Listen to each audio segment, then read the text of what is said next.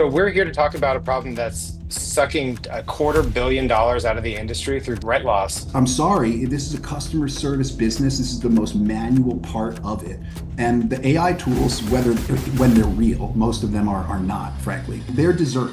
And this is the meat and potatoes part of the business. And this is the main course. And if your entree stinks, the software, no one wants dessert. And if you suck at doing the basics on a 300 unit property, you're not gonna do a hundred, like 1,000 or 2,000 or 3,000 better. That's like insane to believe that. So the minute you get into the weeds, now you're actually, it's not 70%, it's actually 50% occupied. And in any which case, if you lose a tenant, it costs you $3,000 to $4,000 to bring a replacement. I'm talking vanilla. They can't sit there and honestly will, to your point, the arithmetic, it doesn't click with them. Right? Because why would I spend $1,900 when I can spend $1,400? That doesn't, well, I'll tell you why. Oh, there you go. Found the We're button. taking it. Sorry. There it is. We're turnkey turnover. We do the whole thing. So labor, materials, and we work with a variety of software partners, but we have our own lightweight app that allows us to ingest information, expedite turns, instant estimates. It's been a very fast growth rocket ship for us. And I am pleased to introduce a couple of my colleagues and partners. I'll start with Adrian Danila, and I'll go ahead and do brief introductions here. Actually, I'll leave it to you guys. You guys can introduce yourself briefly. You know how to be brief. So Adrian, Will, Karthik, and then Ryan, and then I'll kick it off with the agenda and then get into the questions. So Adrian. Hi everyone, super excited to be here. Thanks for the invite. Adrian Danila, been in multifamily for 22 plus years, and 20 years out of the 22 I dedicated to the facility side of the business. Started as a groundskeeper, worked my way up to some executive positions. Largest portfolio that I oversaw, 32,000 units.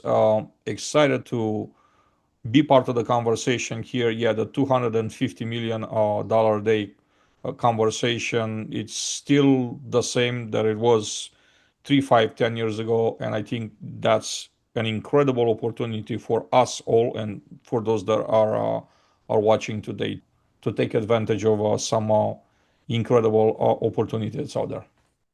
Thank you, sir. And thank you for being here. Will, and then Karthik. Hi, Will Gottfried. I've been in multifamily for 11 years. I'm currently CEO, founder of PropUp, maintenance and facilities software for the last 5 years. Turns is our bread and butter. It's where we started. We do a lot more. We'll obviously be talking about turns today. Before that, founder of OTH Capital, which is still in existence today, many thousands of units, bootstrapped the entire vertical. Asset management, construction management, maintenance, property management, which Karthik will talk about more, but did it all, still do it all today. And I'm excited to talk about unit turns. All right, thank you, sir. Karthik. Hi guys, Karthik Kirupakaran. I'm part of the OTH Capital group as well as CEO of Avita. We roughly own and manage about 5,000 units today across Texas, growing rapidly. So I'm actually very glad to see a lot of friendly faces here. We work with a lot of you guys already. So yeah, make ready, vacancy loss, loss to lease are all passion topics. They're all interconnected, and it's kind of, interesting to see not many owners and operators don't recognize it. So I'd love to kind of hear more as part of this panel and share my experience so far. Okay, fantastic. And then Ryan Hanahovitz. Hi guys, Ryan Hanahovitz, been in multifamily the last 15 years, started out in student living, started out when I was in college, held every position at the site level through student housing, student living, moved into multifamily, most recently moved into a few executive positions. Most recently, I had a 2,100 unit portfolio in Texas with the Cardinal Group. And now I am with Durango Turnkey as the director of growth. Really appreciate being here.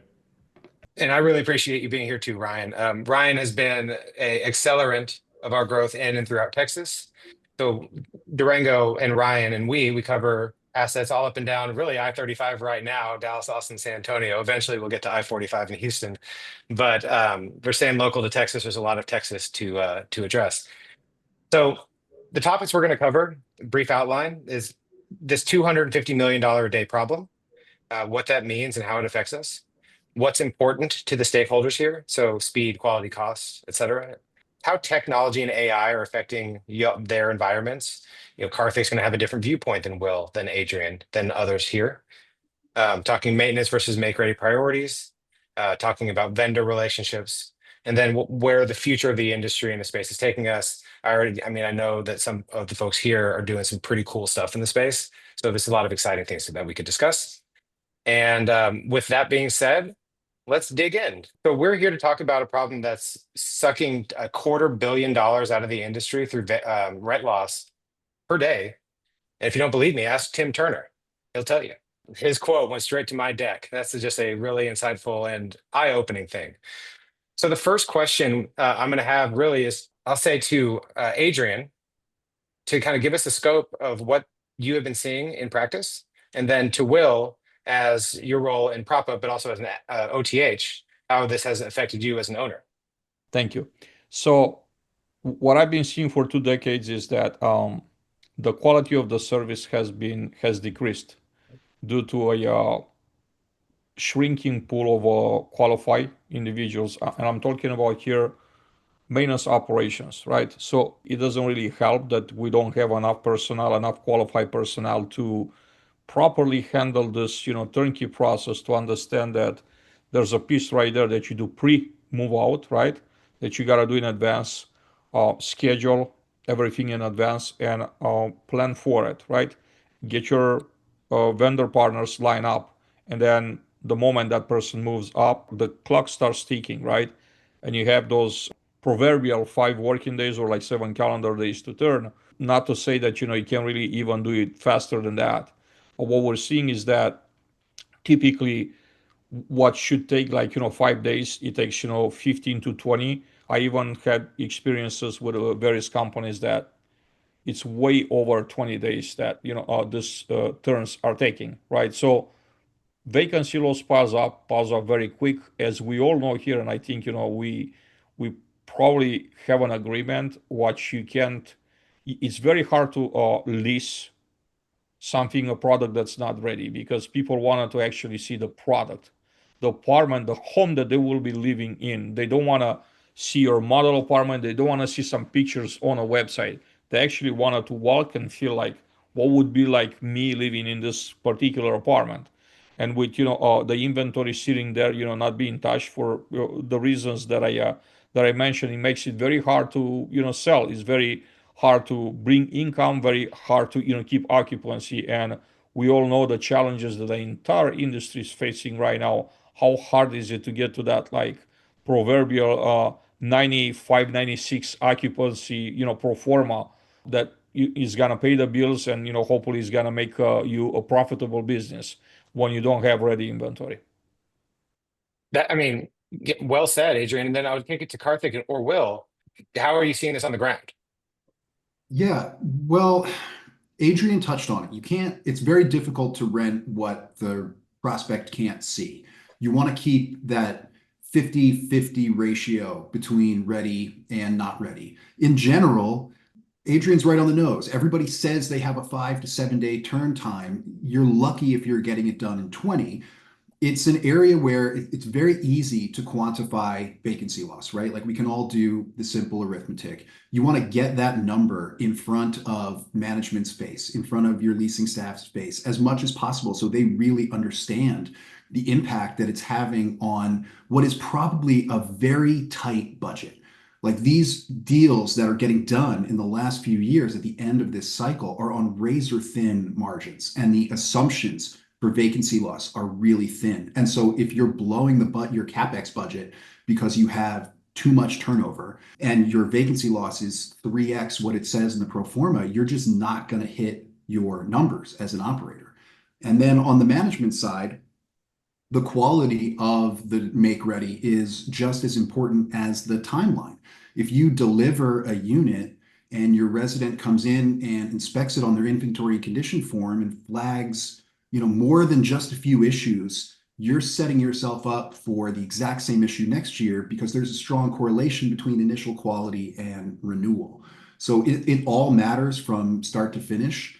And I think there's a lack of visibility and accountability in the process. It's the most opaque part of operations. The software scene inside the PMSs is terrible. I mean, if it were good, my company wouldn't exist. It's very easy for things to fall through the cracks because there are myriad handoffs. It involves internal technicians, third-party vendors, perhaps make ready for hire companies like yourself. And each one of those handoffs is a very easy spot for something to fall through the cracks. Every time you lose a day, again, we talked about doing the simple math, very easy to find out how much that's costing you. Well said. And then Karthik, Carla actually asked a really interesting question that I think you can speak to. As you're acquiring assets, I mean, you're putting significant capital into them to bring them to where you need them to be. But a renovation is not the same thing as a make ready.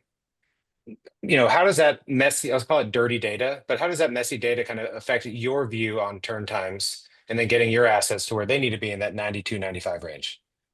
Right. So just to kind of cap off the previous also the topic, we are now also striving to go into institutional side on the management, third-party management side. So we're taking over a lot of distressed assets for lenders, right? So the minute we take over these, we're on the clock. And guess what? We don't have good data of, hey, what does your true occupancy look like? What is your true kind of physical occupancy, economic occupancy, yada, yada. So the minute you get into the weeds, now it's not 70%, it's actually 50% occupied. So you're starting with a bigger bogey than before, and that kind of adds even more urgency. And in any which case, if you lose a tenant, it costs you $3,000 to $4,000 to bring a replacement. I'm talking vanilla, just kind of doing the bare minimum make ready, advertising concession. You can imagine how much supply we've had in Texas. Austin alone got like 40,000 units. So add the kind of stretched make ready turn time to it, you are adding at least $4,000 to $5,000. So when you put that kind of a number on a turn and kind of getting a new resident, you can only see once it's amplified at an asset level, how much of an impact that'll or a strain that'll be on a P&L. Coming to the acquisition point, I mean, so we are data first tech enabled property management company. We've grown 5x, and it is still a problem where we want to go in eyes open. We want to use platforms like PropUp that gives us full on visibility right from the get-go. Even before we kind of go to best and final, we figure out ways to inspect every unit. Like personally, I walk with another 5 to 6 walk teams at 365 unit building. We go knock in every building, every unit, and we take kind of ample amount of pictures, digital notes, yada, yada. So you have a digital baseline. And from there on, we kind of model it out on, hey, is this a light, medium, heavy? And then we kind of triangulate that heavy and medium make readies along with optimal location in the asset and pair that with a business plan to see, hey, what will be kind of the upside when we take this heavy make ready, which already warrants about $6,000-7,000. If we spruce up the countertop, cabinets, stainless steel, yada yada, can I move it up another $200-300? So we're almost taking make ready relevant information and using it for initial going in capex planning and then towards execution. So the lines are getting very blurry now where like, hey, is this a make ready, but can it be a strategic first 30% renovation pile because we're gonna anyways spend money on it. So I don't know if that answered your question, but I'll pause there. No, it was a lot of good insights. I was actually going to kick it to Ryan because I wanted to get to talking about service delivery. And one of the things that we at Durango look at is when we walk into a unit and inspect it and we say, okay, this is going to take $10,000. What we do as a business is we turn units that are typically going to be around, $1,000 to $5,000. We'll flag it to you to say this one might fall out of our 5-day guarantee. So we know that there's different realms, Carla, to what you're saying, and the data has historically been a bit dirty. The outliers, the 60-day turns, skew the data. So that's fair. But industry wide, if you took that middle standard deviation, I think people are finding that it's about 7 to 14 days typically, even though the industry goal, we all know it is going to be 5 to 7, 5 to 10. That's what we want to do. Now, I would say, kicking it to Ryan, we're talking about service delivery and meeting meeting our property manager customers where they need us to be. As you were a regional 2 months ago, what is your perspective on that? Good, fast, and inexpensive.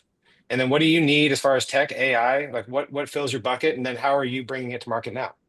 Yeah, I think number one always is cost. It's just the number one. People look at numbers on paper more than they look at the human impact that it has at the site level, whether that's your personnel, whether that's your consumer. So I think at least more of my relationships always with ownership is always, price really dictates so much. From price, of course, everyone wants it very quickly. And I think quality always takes the back seat in that order. However, quality is, you could make the argument, it's the most important to the consumer. So I think there is something to be said about what the consumer is looking at, what the owners are looking at, trying to find that medium. And at the same time, obviously, your personnel, to your point, Karthik, costs you $3,000 to $4,000 to have to replace somebody, right? Giving a $250 gift card to renew them, get a 2% increase, much better opportunity. But your site staff needs that time. They need to build those relationships. Let's not forget, at the very top of this business, this is relationships in every capacity. Lending, banks, management, owner, operator. Same at the very, very bottom. Okay, the relationship between your leasing agent, right, and the family that lives in 202, knowing the kids just got out of school, they got snacks in the office. Those are the exact same impacts, just at a different level in it.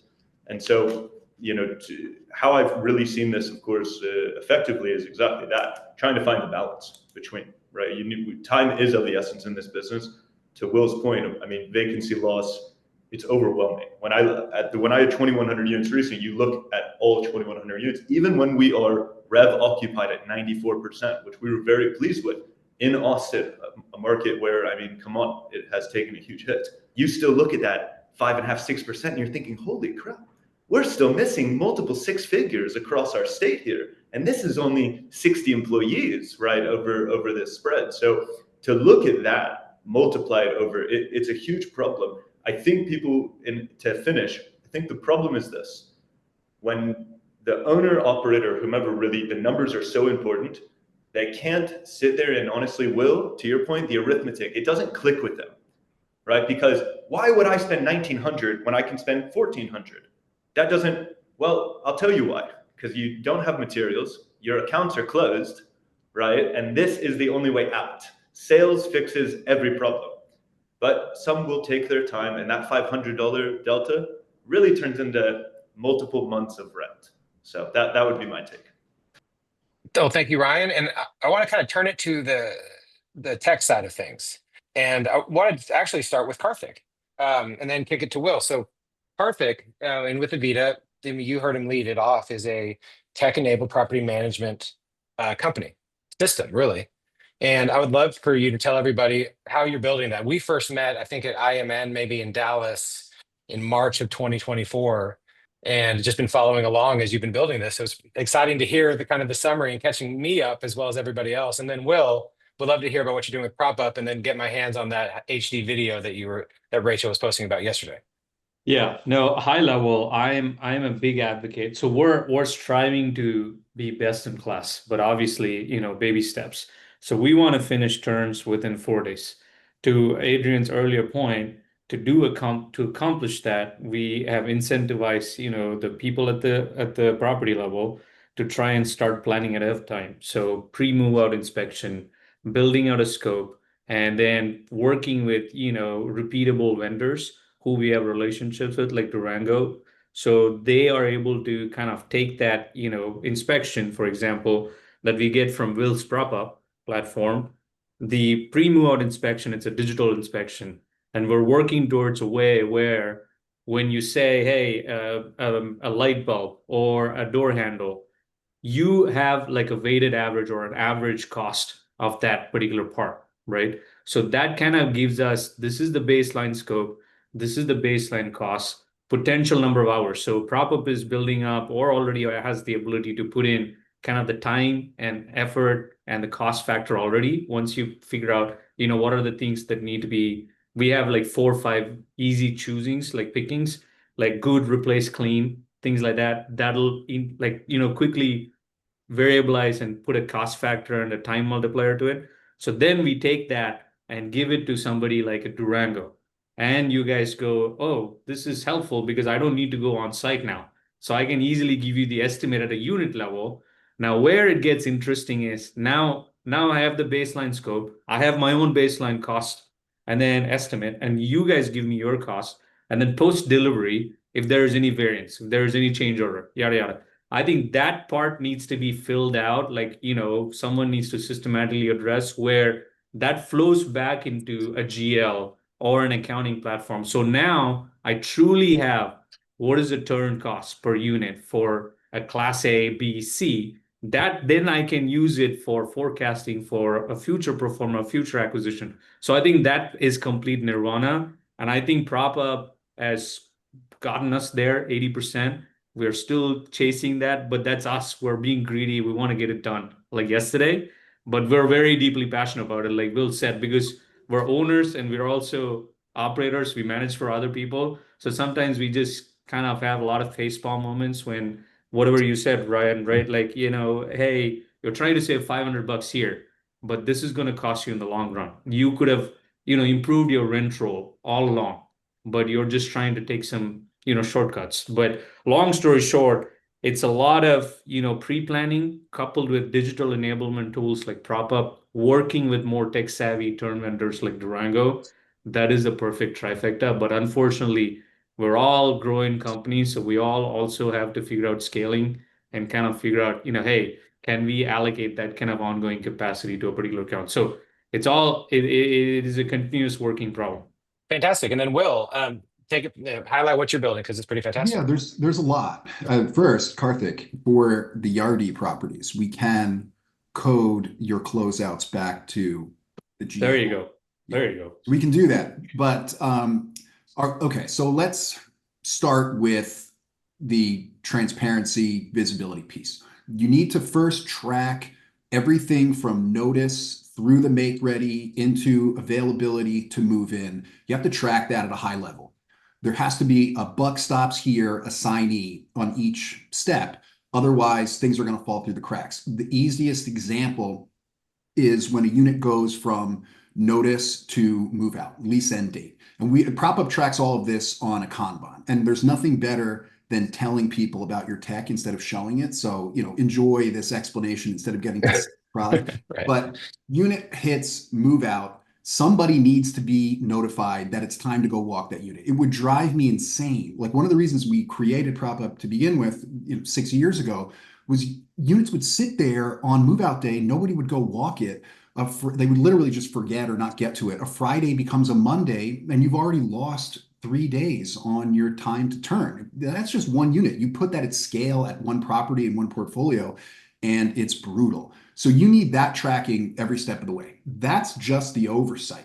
Then you need to drill down to the ground floor and take all the analog systems, the whiteboards and sticky notes, the Google Sheets that like one person, one analyst knows how to work with, and everybody else is terrified to touch because they think they're going to break it. All that stuff has to go into one system, and it's got to unify all the different personas that either work for you or are working for you as a vendor, your maintenance guys that hate technology and have had it foisted on them time and again, the 30-year veteran property manager who's been using the Make Ready Manager whiteboard her whole career. And as far as she knows, it's fine. Like she's still employed. Why should she have to use a piece of technology?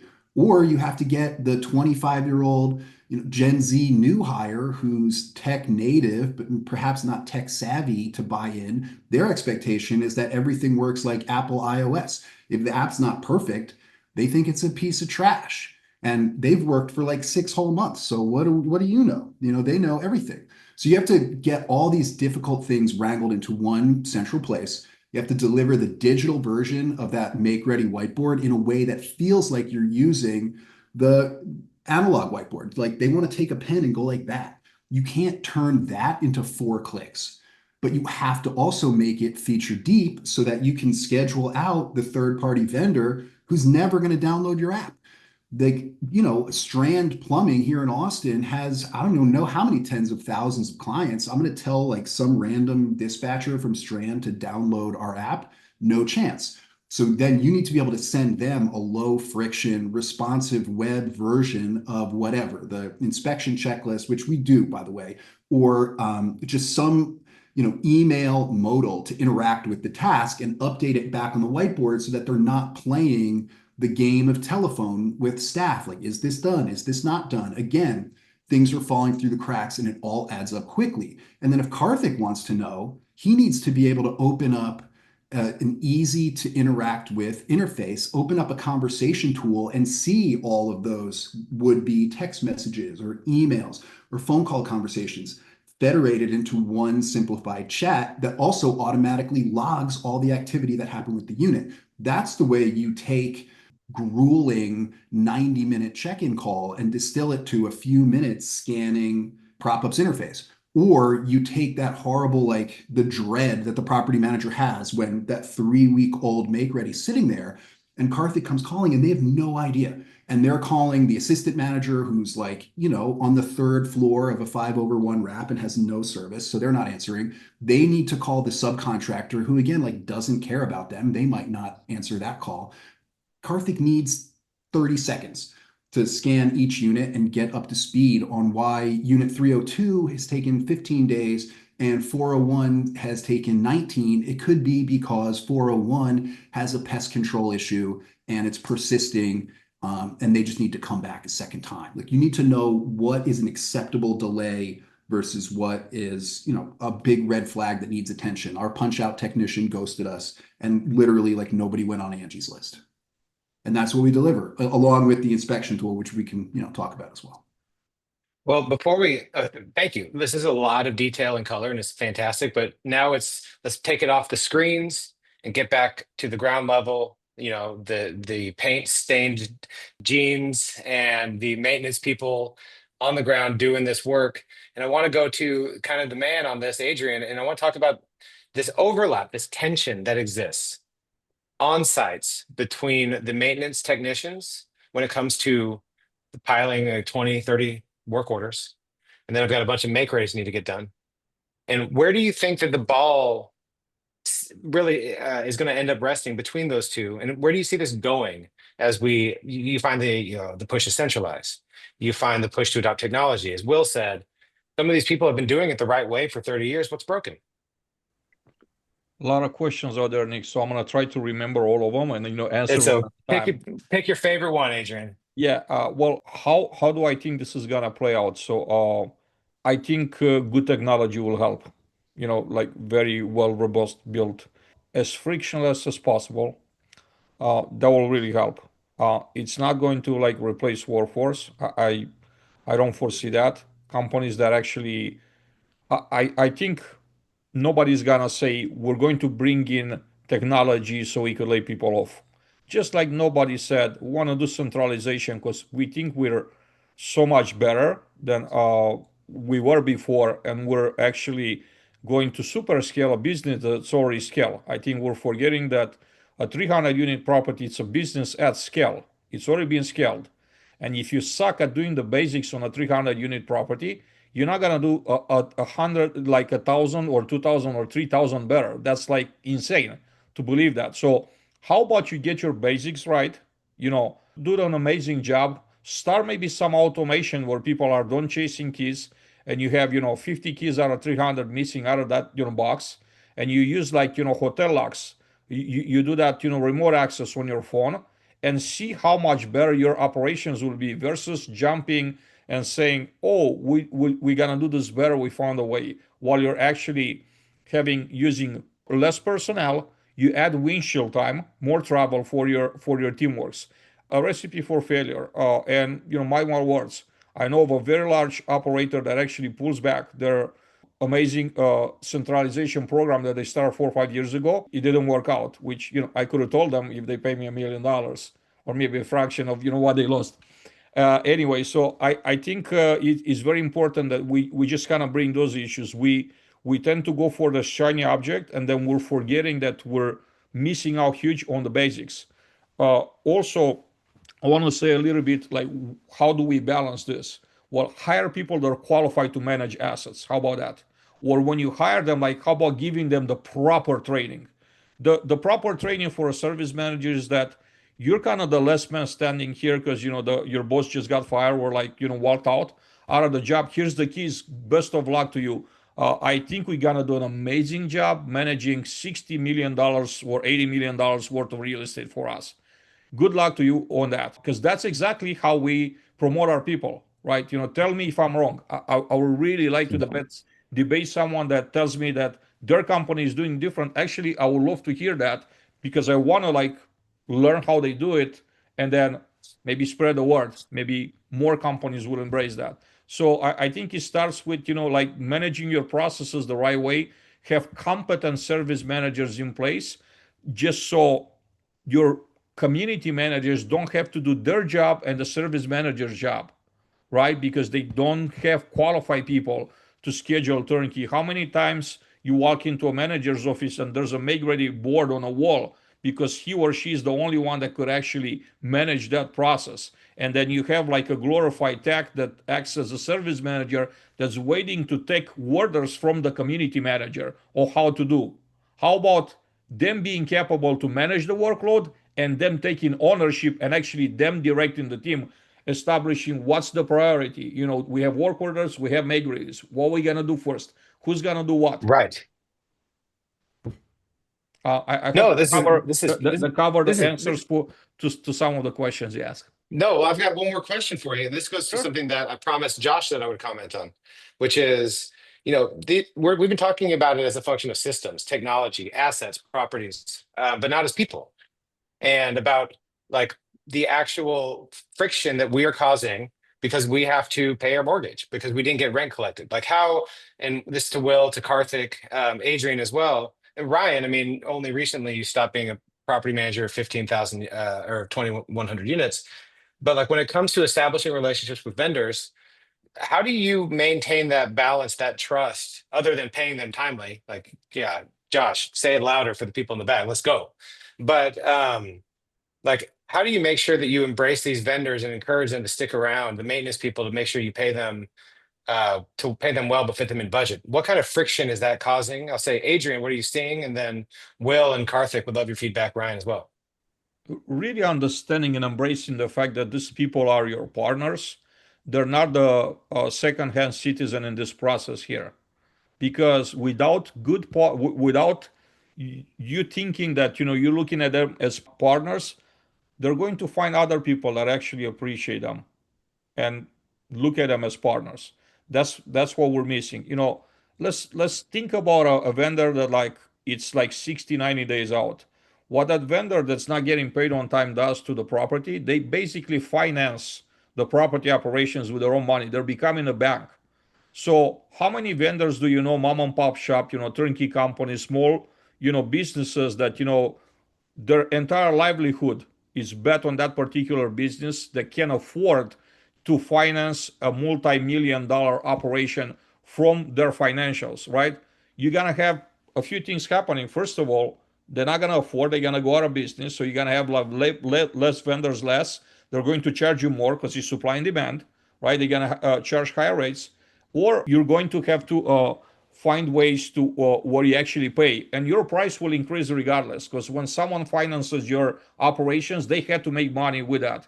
They can lend you money for free, right? Every lender has an interest, right? So you're gonna see that reflected in price. So in reality, when you're kicking the can down the road and say, we could push this another 30 days or whatever, where we have to, you're gonna pay another price on the back end. It's just not in plain sight, right?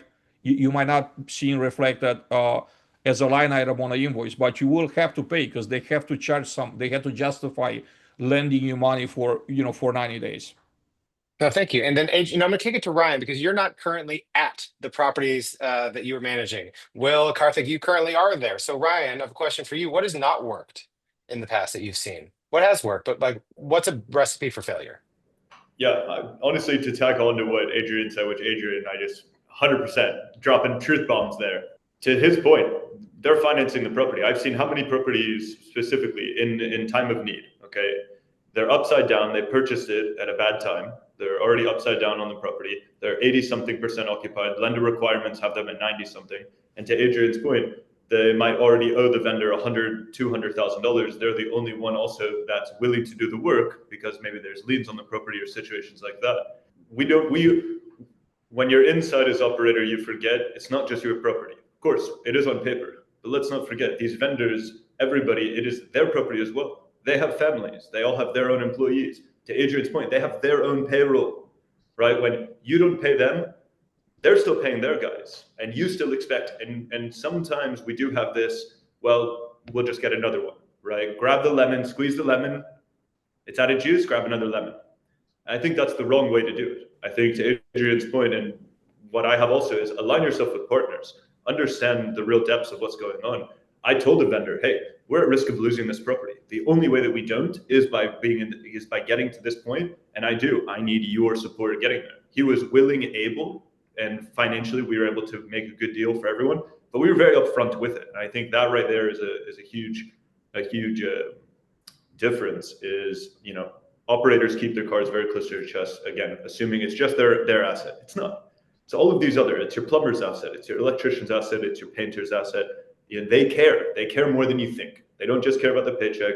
They want your property to succeed because your success is their success. And I think that is something that we find very well when you find alignment from goal-oriented. Specifically, I'll even lean on us just of recent. We don't want people to be renewing 50%.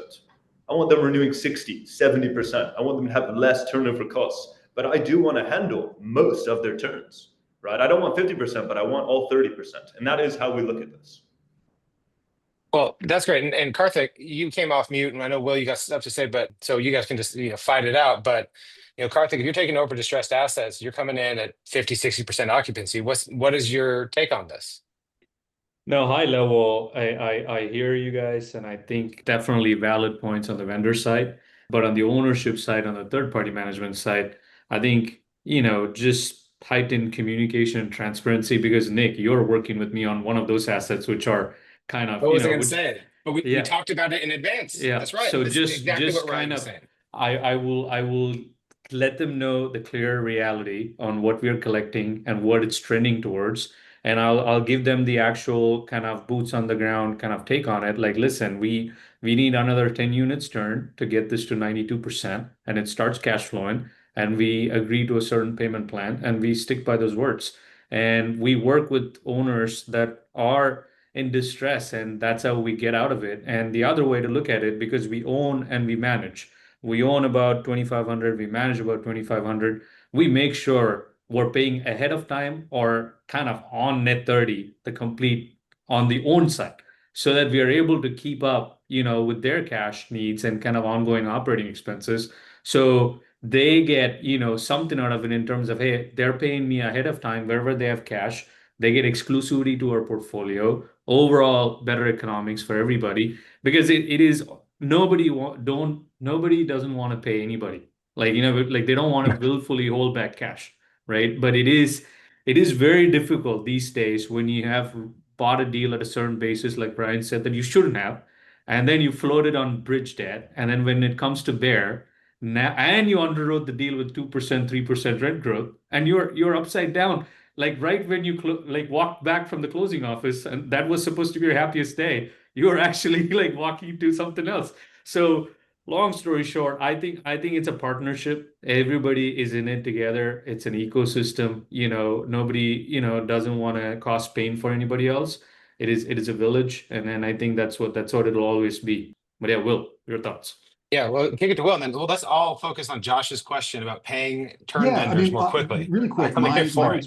my response to that question is things are net 30 because nothing happens in a vacuum, and cash is, cycling in and out of the property all the time. So whether it's $50, $100, or $10,000, you pay net 30 so that you can get payments out on a reliable schedule, and you never feel like, oh, I have to get this guy his cash right now. That's not an appropriate expectation to set with any vendor.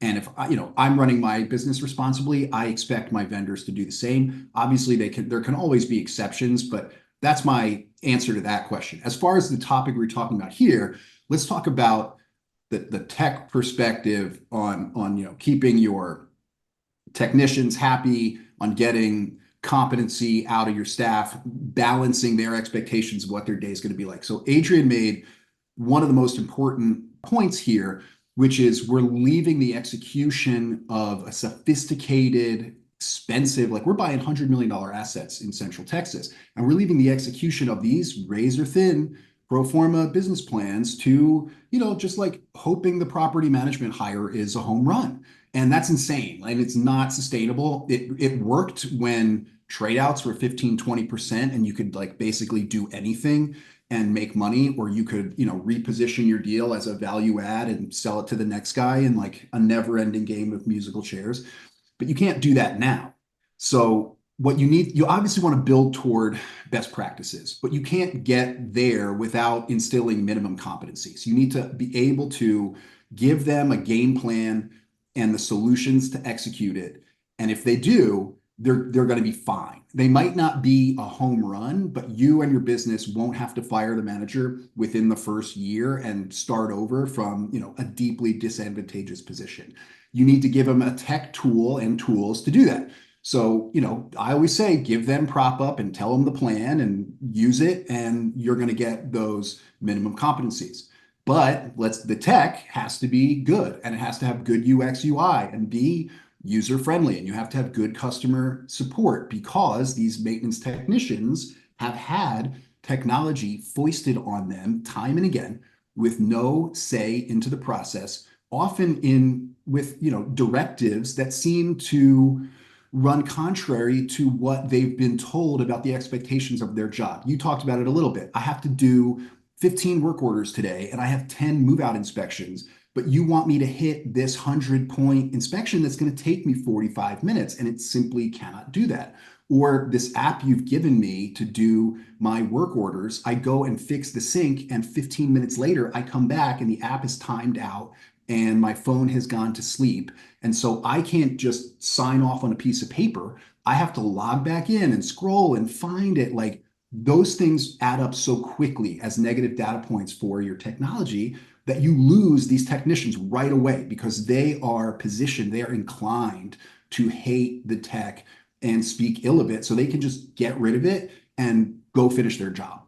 Like, they don't care necessarily that doing the paperwork order or the paper inspection impacts their colleagues on the inside office tremendously. Like, it creates an incredible amount of work for them because they got their stuff done. So the tool has to be great in order for it to work. And that's why we prioritize UX, UI, the user experience, the core functionality, all the trendy, AI. Adrian did a great job talking about this too. All the automation, you want to automate workflows that are obviously broken and too manual. But there is this trend of AI is everything, and everything can be automated. And I'm sorry, this is a customer service business. This is the most manual part of it. And the AI tools, when they're real, most of them are not, frankly, they're dessert. And this is the meat and potatoes part of the business. And turns specifically, like, this is the main course. And if your entree stinks, the software, no one wants dessert. So that's why, we're focused on great user experience. That's a great analogy. Well, okay, so we're coming close to the end of the session. I have a open-ended question to ask all of the panelists here, just talk about the future of where we're going. So Josh, again, we're aligned, we're thinking the same thing, but if there are any questions for the panel, happy to open it up. Those are always the most fun portions of these things. If not, I'm going to be asking everybody about where we think this industry is going, where we think that our make ready and turnkey friends are going to be, and how they're going to be operating in the future for multi, BTR, SFR, student. There's a lot of interesting ways that we can take it. There's a question from Josh that would be good about, is there a future where the ground level won't even need to quote unquote use tech, that AI does it for them? Will, I'd love to hear that, your thoughts on that. Yeah. I mean, I guess, but like, what exactly are we talking about? Because everybody who's venture backed, obviously, they have to say, everything's AI and ML in our solution. But at the end of the day, like, somebody's going into that unit and they're swinging hammers and turning wrenches and delivering good customer service to residents. Like, I don't want to change that at our business, at OTH and at Avita, because we've all been in customer service situations where we're stuck in some chatbot hell and we're like desperately pressing 0 to hit a real person. The last thing I want are my residents trying to talk to somebody and it's like, fix your sink yourself. Like, no, that's what I pay you for. So I think there is a place for it, but I'm not exactly sure what we mean. Like, how is AI going to know that the clog has been fixed? What we try to do is just make it incredibly simple for the technician to just go and press a green button that says, I'm done. Ryan, hand up. What you got? Yeah, just on that end, completely agree with you, Will. I think AI is, it's artificial at the end of the day. What we really need is HI, human intelligence. And I think combining them is exactly when we see that executing very well. I, of course, would lean, and first, let me just say, I'm a big fan of prop up. I love simplicity, very effective, from just my opinion from as an operator. But what we're doing on our side, we have very simple. When I say simple, it's as simple as the word is, our inspection tool. And so we're using very little AI on that end to expedite the estimate time and to gain accuracy of the trades needed. But immediately, we're passing it off to our human intelligence. We have previous property managers, previous lead maintenances that are our site managers. Those are representing at the site level. So upon working with these vendors, Adrian, where we have these relationships with that are consistent over and over at the same properties, one of our benefits, Josh, to your point, we're paying our vendors in 7 days. So we've found a system here that helps with the Karthik's of the world. We can be patient. We have 60 days. We have expedited time periods. But at the same period, we're not having to lose any of the relationships on the vendors. If anything, we have Peter the painter is even happier to be coming on property because, as we know, they run on their funds, right? The more funds they have, the more projects, the more materials they can buy. That is their business. Without cash, they cannot go get materials. So I think we've found a really good system here, but completely agree, Will. This is customer service through and through, no question about it. And Karthik and Adrian, if you want to talk about either the future of this industry, the future of property management, or where you're going for the weekend. Whatever my 2 and 4-year-old decide. But long story short, I see a world where we completely outsource make ready. I think residents will be much happier if the maintenance, is on the clock for work orders and better turn times and better experience. And I don't see, a lot of value. I might be on my own here on an island, just digging myself here. But long story short, I see, a world where, a maintenance team can just track only work orders and keep everybody happy, while the make ready process is entirely outsourced. Maybe there's a way to manage costs by maybe bringing in your own supplies, because I'm sure the outside party will add a certain bit of margin, of course, warranted, because they're doing that work for procuring, kind of getting them, storing them in a warehouse somewhere. But I see a world where, we're able to optimize, a staffing mix on site, which delivers more value to residents. First of all, better turnaround times, better higher quality closure rates, like single visit closures, rather than knocking on their door for the same exact work orders 4 times, and agitating them, especially when their renewal is coming up next week. And you're like, what did I walk myself into? But I hope for a world where there are just Durangos and prop up that accelerates that trend, where we don't have to, like, why should I have 2 make readies or 1 make ready at a property when it's already 95% stabilized? Well, and it has a 75% retention. 100%. I don't know, but I will leave. That is my parting thought. Maybe that plants a seed for all of you guys. Well, you just sparked. First off, Karthik, could not agree more. Watching when we implemented, just taking it back, like I said, 2 months ago, I was operator. I was using Durango as a regional. That's how I even found out. And kidding not, we were 1 short on maintenance, 80 work orders open. It was 450 unit property north of Love Field, right? Not really tough, to the point, distress. AC's on the roof, right? It's 100 degrees outside. We were literally able to watch our work orders because we took all of our maintenance and put them to that. No more make readies. We watched ourselves go from 80 to about 35. We watched occupancy go from 87 up to 92. At the same time, our renewals going from 50 closer to 60%. We saw all of these things happening at the same time. Just that additional 10% of retention at a property of 450. That's that's 5 figures of savings over. And you do that through the year, you're at multiple 6 figures. And at the same time, you're getting your product earlier for your saleswomen, your salesmen to go out there and execute in a timely manner. To everybody's point earlier, nobody wants to see the model, especially some of these properties, right, where it's building here, building there. They're, you know, very spread out. People want to envision what their future and their families look like. The future is becoming rentable. People's time is rentable. People live on paycheck. We do not want to be the inconvenience for them. We want to be the convenience for them. I leave on this note. When you lease to them, they already have a cleaned, smelling good unit in their head, right? So when you allocate your men to doing that, there's no net effective change. It's literally a net effect of zero change. When you go and have them close out, to your point, the work order, it's not a Band-Aid. You actually fixed their AC. You immediately are impacting that 35% of the decision why they stay or go, which 35% is because of maintenance, period. So you've already been able to check that. You at the same time have good customers, good relations on the front. Again, it's relationships. You're already locking down your 70, 100% of all the necessities needed for your retention. So that's the note that I'll leave on. Please, Adrian, take us home. So I totally agree that the future could be looking like outsourcing make-ready is. And it's not hard to kind of see that coming. I could see that we're following the same trend as commercial maintenance has followed decades ago. When you're looking at commercial maintenance, everything's pretty much outsourced with a very few exceptions, like very light maintenance, changing a light bulb here and there.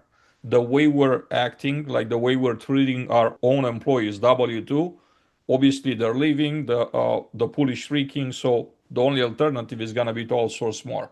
So we're pushing towards outsourcing without wanting, really. It's not something that I guess on purpose companies do. Now, there's other things that I want for everybody to consider and probably like think about. I'll say some smart person told me a while back, disruption is not gonna come from within the industry. But if we're and I, after 22 years, I tend to kind of like see that the truth in that statement. Not to say that we can't like improve our own processes, but think about 3 companies that are doing incredible things. They're changing the world, right? One of them is Amazon, the way they do deliveries and everything. If Amazon enters multifamily, what do you think is going to happen with the current MRO vendors? Probably best case scenario, becoming sellers on Amazon. They're not equipped they can't stand a chance. They're not equipped to just face Amazon. Secondly, McDonald's, one of the largest real estate owners in the world. They figure out a way. They have a system. They figure out a way to run an incredible multi-billion-dollar business with very low-paid employees. They have a way to train them. Imagine McDonald's making a play in multifamily industry. You see the similarities, right? Low-pay employees. They found the system. We really haven't. We've still been searching. I think that could be another play. Another play is Uber, right? Uber for maintenance. We're looking at this, maintenance shortages, personal shortages. Imagine a platform that will pair people that don't want to commit full-time working with management companies, and they could work for a day, for half a day, for 3 hours. Imagine having a system to rate those people. Imagine a system that actually allows those workers to rate the companies they work for, just like Uber. That's very possible, and I don't mean that as a replacement for the current system, just like to fill some of that need, that vacancy that we currently have, right? So imagine these 3 companies, how they could disrupt industry. And it doesn't have to be them, but someone like them, I think it will come. It's just a matter of when, it's not a matter of if, right? To push this. And I just kind of leave it at that. I think those are the things that I can think of for the industry future. I do want to say that I am betting personally on bringing people in the industry from categories that have been like historically underserved. And I'm just going to name them. Women, only 2% of our maintenance workers in this industry are women. We could do a lot better than that. Veterans, and the young kids from underserved neighborhoods. And that's actually a plan that I have that I'm going to deploy pretty soon. There'll be more to come for announcements. Yeah, that's going to be a big one. And Sarah, I'm sorry, Will, I don't know if you had one more thing you wanted to say, In like I know 10 we're- seconds, I think Yeah. outsourcing the make readies is a great way to go, but only if you've got oversight and transparency. Otherwise, you're just beholden to what that make ready company tells you, and it's the same as the make ready manager whiteboard. And that's where you get that low friction technology piece that makes it doable, and that's what we provide. there you go. Sarah, floor is yours. Perfect place to leave off. Thank you all so much for being here. This was an incredible panel. Really appreciate all of the insights. Thank you for those that were active in the chat and added some context there too. I hope everyone has a fantastic weekend, and I hope you will all join us in a few weeks when we talk about the resident experience. Thank you. See everyone soon. Take care. Take care. Thank you all.